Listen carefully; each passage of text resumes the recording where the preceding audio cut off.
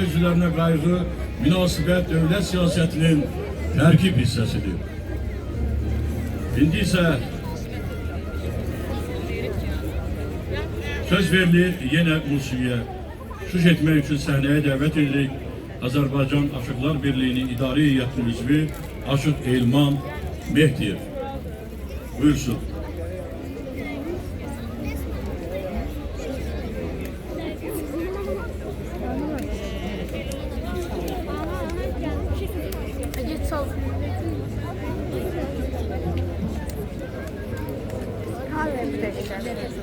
İstersen sana.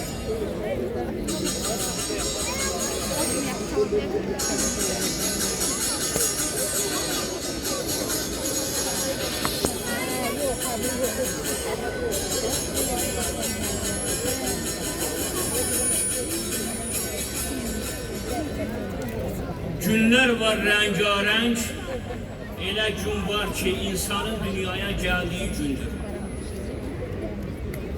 Gün var azadlığın, sülhün, güneşin, zulmetin bağrını deldiği gündür.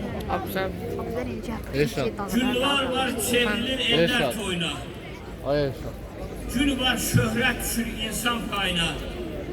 Lanet düşmanların əsli soyuna, neçə şəhidlərin öldüğü gündür. Allah şəhidlərə rəhmət eləsin. Gün var ağır keçir, gün var ki yüngül. Gün var ki insanın qəlbi açır gün. 8 noyabr günü sevinir hər el. Elimin obamın güldüğü gündür. Elimin obamın güldüğü gündür. Bayramımız mübarek olsun.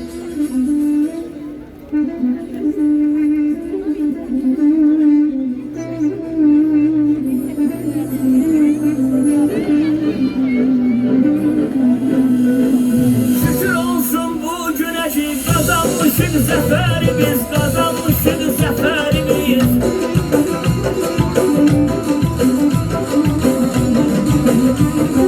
Zirvelere uçalara, zirvelere uçalara,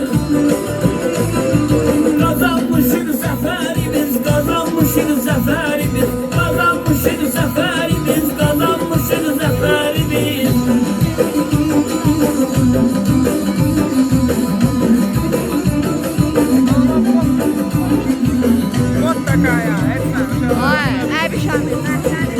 Azad olur torpağımız, yenilmezdir bayrağımız. Gören kesir devrağımız, gören kesir devrağımız.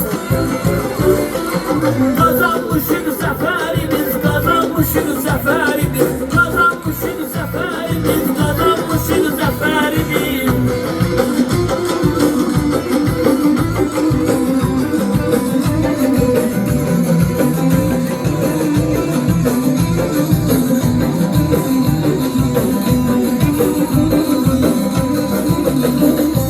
Toy var olsun milletimiz, müstakil bir devletimiz. Sona çakır hasretimiz, sona çakır hasretimiz. Kazanmışız zaferimiz, kazanmışız zaferimiz, kazanmışız zaferimiz, kazanmışız zaferimiz.